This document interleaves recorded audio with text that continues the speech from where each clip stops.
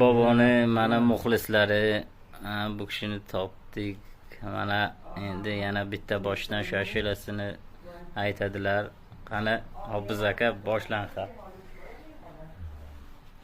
Yıllar sochlarga to'ldirib choq, bugun ajinlarga nazar solibman. Bolamning bo'yiga termulib eyvoh, onam qarigani sezmay qolibman. Qachon men onamning qadriga yetdim, bevafo do'st yarga jon fido qildim. Bugun ichimdan ezilib ketdim, onam o'tganini sezmay qolibman.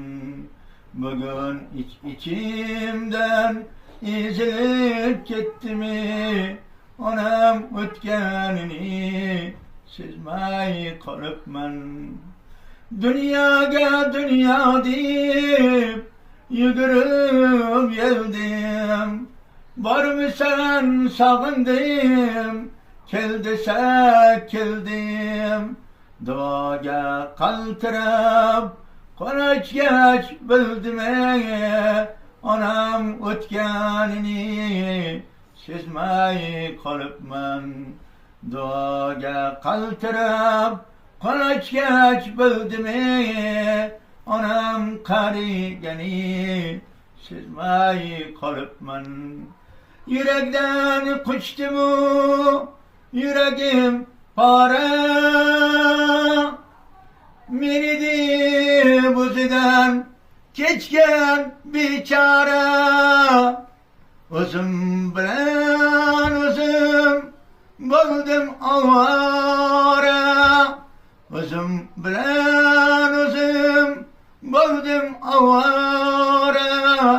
Onam qarigani sezmay qolibman. O'zim bilan o'zim bo'ldim ovora, onam o'tganini sezmay qolibman. Onam o'tganini sezmay qolibman.